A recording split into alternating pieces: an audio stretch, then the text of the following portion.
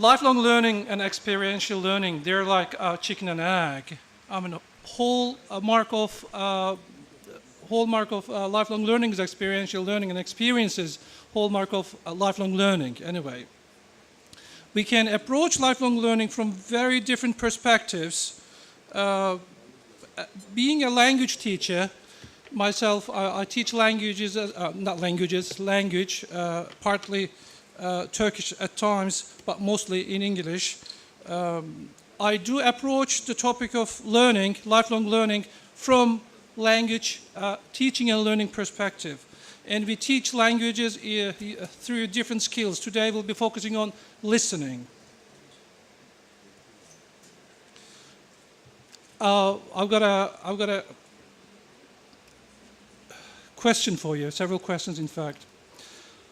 Can you fill in the blanks? I'll provide you the first one, you provide me the second one. All right? This is going to wake you up. Right, if speaking is silver, then listening is what? You're good, yes, indeed. Right, speak once, listen. Wonderful, yes, you're there. And last one. The principle of listening is to develop a big, what? Big head? Big, okay, yes, big ear rather than a big, wonderful. Right, okay. Right, do you have similar proverbs, similar sayings in Urdu or any languages that you speak? Yes? Can you tell me some? One, two? Yeah?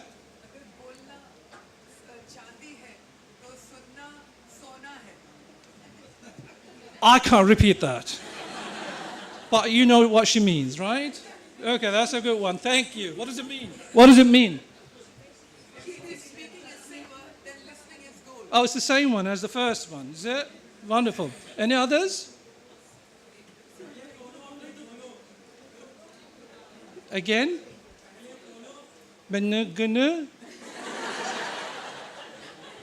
Something. Yes, you know what he said, yeah? In English? Wait before you speak. Wait before you speak. There you go. Yeah.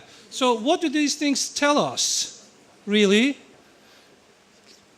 Listening is very important, more important than speaking, right? I don't know if it's good to compare, but for the purpose of this presentation, I will compare.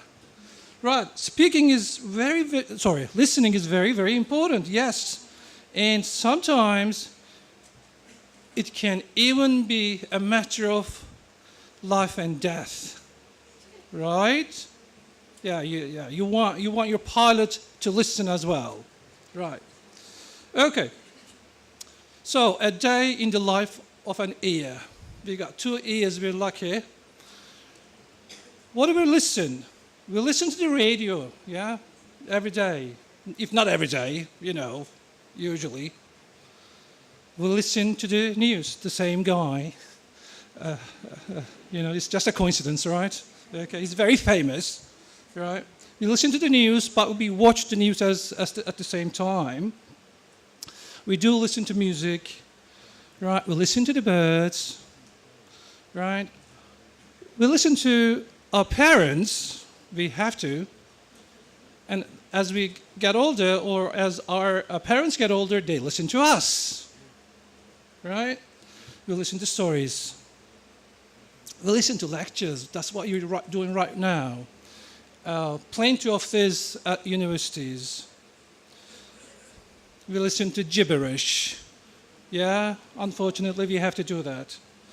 And then we listen to gossip, right? Whether you like it or not, it's fun, I know it is kind of haram to do that probably, but, we can't prevent gossiping probably, I don't know. But we do listen. Of course, we do listen other things as well, a lot of other things. These are just some of these, telling us that listening is an integral part of our daily lives. But what is listening is also important. It's easy to just, take it for granted, but it's not that easy.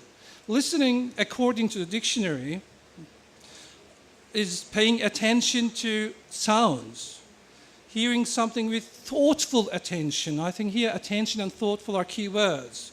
And catching an expected sound. So there is an expectation to hear something, right? This is listening, really. Another definition, more from the perspective of learning, is the active and dynamic process of attending, perceiving, interpreting, and remembering, and then responding to the expressed needs, variety of needs, concerns, information offered by other people. Looking at these definitions, I don't think we can assume that listening is that easy. If you compare listening to hearing, we do hear a lot of stuff every day, but we don't necessarily listen to everything that we hear. So in that sense, listening is voluntary. And we need conscious effort to listen, whereas hearing is just automatic. You hear things. Listening is a two-way process. It engages the speaker. You can't just ignore the speaker's mood, speaker's body language, speaker's everything. Whereas hearing is a one-way process thing. And as a result, obviously, listening is an active process, whereas hearing is a passive process. Obviously, you can't say, I'll ignore hearing altogether because it's not useful. You can't do that. You have to hear first to listen. In the morning, if you hear the news on the radio or on TV, if it grabs your attention, if there is some kind of good news or bad news, whatever, you start listening, don't you? So you have to hear to listen. We can't just divorce them from each other. But listening is not an easy process. Listening in terms of formal learning context is pretty important, right? It is obviously, as it is happening right now, it's the primary channel of instruction at all levels. Preschool, school, university, postgraduate, and life itself, right? And research has shown a positive correlation between listening and arithmetic skills, language arts skills, work study skills, as well as intelligence. So the more we hear and listen, the more intelligent we become, the greater skills that we acquire. Okay. And when students listen to their instructors for information and they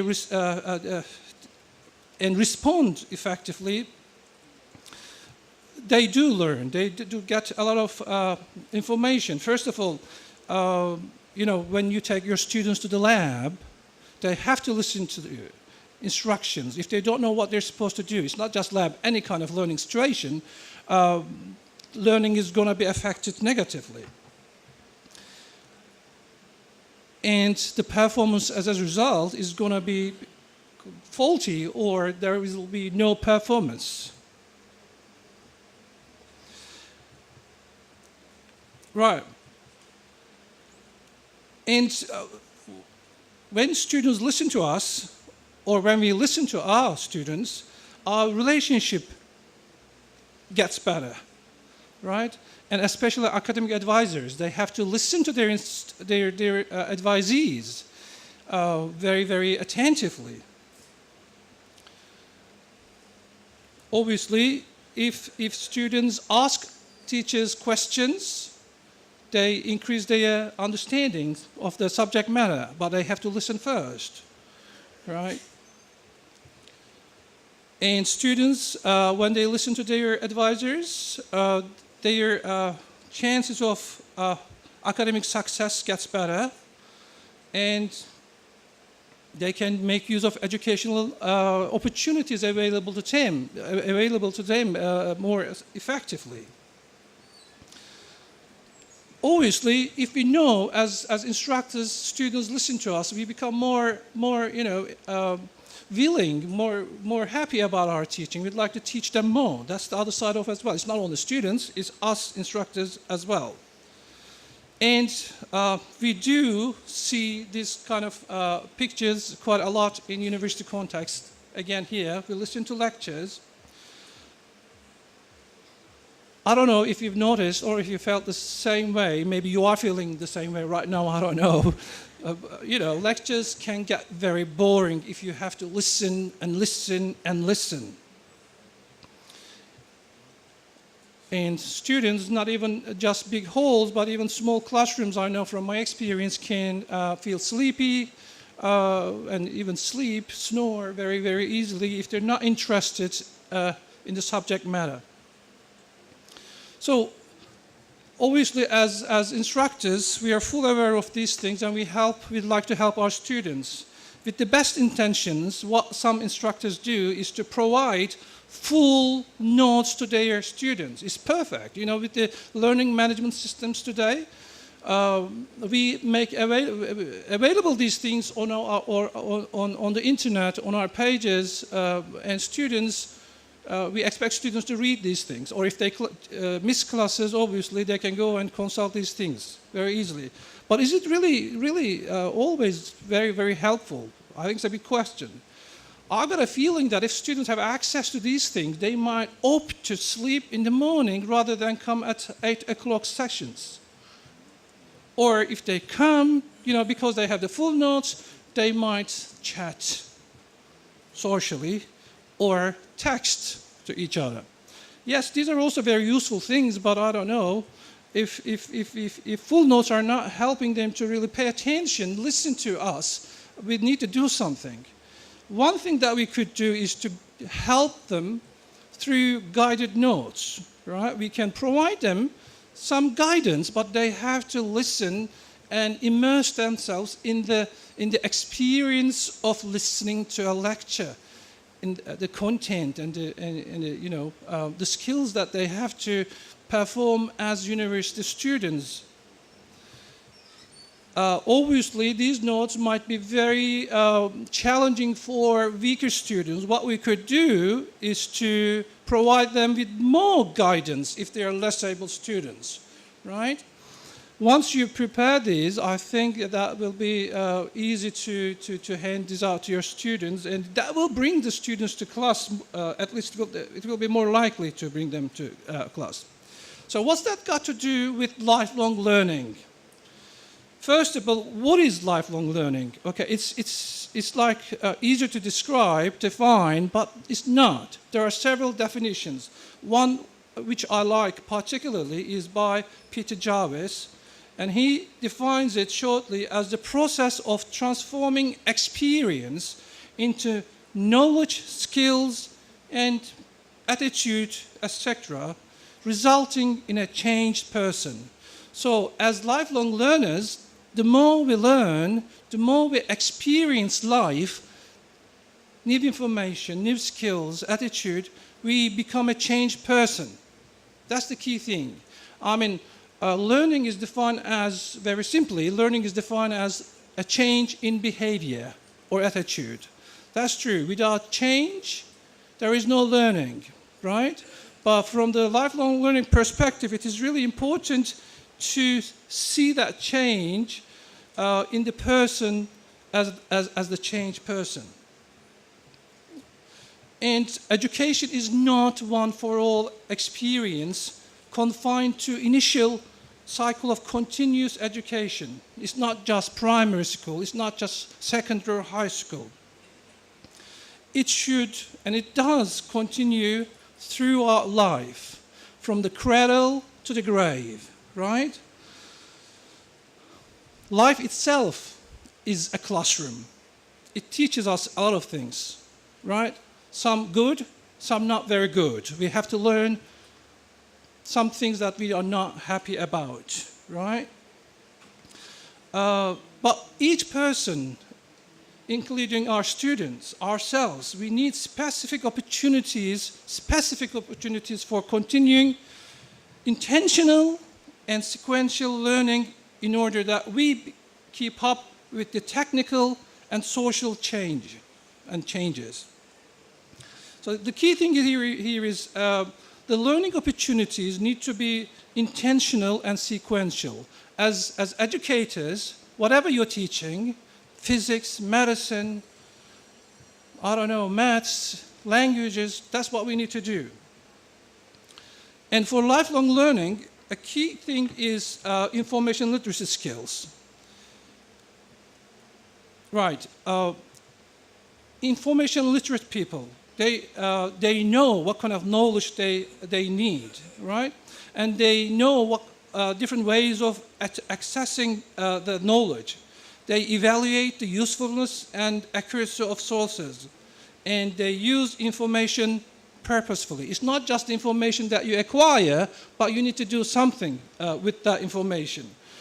Obviously, there are different skills, four skills: reading, speaking, listening, writing. These are all necessary for information literacy. But today, I focus more on listening. When they all work together, it's like the fingers to the hand. Information literacy is a must. We need to know where the information is, but it's not just that. We need to question the voice that we hear, right? Even in the lectures, we just do not take on board whatever the instructors teach us. We need to question and use that knowledge. Right. In 2007, it's been a while, the European Commission identified 8 lifelong learning competences. And I feel that all of these are in one way or another are linked to listening. I'll be looking at a few of these things. First of all, communication in the mother tongue. Right. It's not just foreign languages, but we also need to be efficient users of our mother tongues. It includes a variety of skills, but some of these are distinguishing and using different types of texts, written or oral. Search for and collect, process information, right? To use aids. And we need to be able to formulate and express our oral and written arguments in convincing way appropriate to the context. But for this to happen, we first need to listen, right? How do we acquire our mother tongues anyway? Remember your children or yourself as a child, probably it's difficult to remember that far in the past, but children listen and listen and listen. And even before birth, they do listen to us. So listening is very, very important for the first competence that the Commission identified. What about languages? More or less the same things, obviously, but we need to learn how we acquire a second language or languages, third language, fourth language, whatever. Now, it is hypothesized that there is a silent period, right? And this period requires us to be silent and listen like the children, right? But for this, students, learners need comprehensible input. There are a variety of language teaching approaches. Can I ask if there are any language teachers around here among us? Language teachers? So yes, you must be very, very familiar with this, obviously. There is total physical response. People listen, and then they act. And there is the natural approach. Both of these approaches emphasize as much listening as possible. Right, as lifelong learners, we need to be able to understand and interpret and express concepts, thoughts, feelings, facts, opinions in both oral and written forms in the target language. Obviously, we don't have the same proficiency level in all 4 sub-skills, right? We need to be able to understand, from the perspective of listening, what we hear. It is very important to be able to understand what we hear so that we can initiate, sustain, and conclude conversations. Another competence area is cultural awareness and expression. Right, we need to expose ourselves to different cultures. When we say different cultures, it's not just a culture from a foreign country, but cultures within the same country, same class. We have different cultures. The female culture, male culture. We need to get to understand each other. Without prejudice, we need to listen and respond intelligently. Social and civic competence. And this also requires us to understand the codes of conduct and manners accepted in different societies and environments. We need to be able to collaborate. We need to be assertive. Yeah, and for all these things, we need to listen. And again, intercultural communication plays a role here. So yes, storytelling. I think we do listen to stories every day, or even when we were children, we listened to a lot of stories. I think listening to stories teaches us a lot of stuff, right? It's an experience that we have very, very frequently. We have fun, obviously. We learn about our culture, other different cultures. We learn morals, principles. We become more intellectually stimulated, and we can become more active in terms of social change. Yes, listening is very important, we say, but it's not adequately covered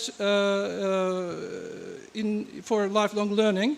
I think one thing that we need to do is that we need to make sure what our students understand in terms of listening. It might be an idea to have the definition with them and refer the students to effective listening skills. Every now and then we can have a poster where we refer them to. And it's important that listening is fun, right?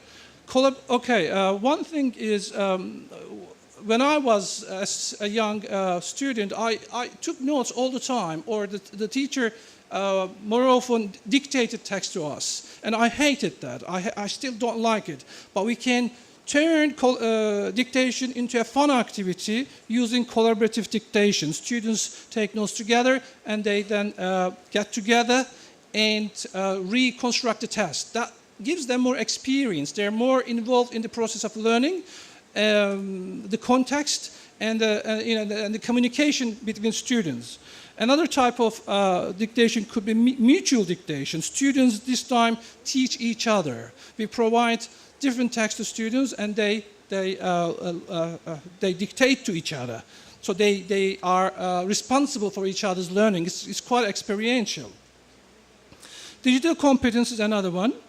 We need to be able to use the social information society technology very intelligently. Now, podcast is one thing. Now we have podcasts very readily available for us in many different contexts, and podcasts can help us improve our lifelong learning skills. NPR is one where you can have a wealth of podcasts. Depending on your likes, dislikes, you can pick and choose topics for your own learning, and you can also refer your students to these things. And there is the BBC one, BBC 4 in particular. There is Women's Hour. I'm not a woman, but I do listen to Women's Hour a lot, and it teaches me a lot about how a women think, feel about things. And in fact, I use some of these things as learning materials. I do turn these into activities like pre-listening activities, while listening activities, and post-listening activities. And there is the TED Talks, right? These are videos, very informative videos. Right, before I finish, just very quickly, Larry King says this. So this again highlights the importance of listening.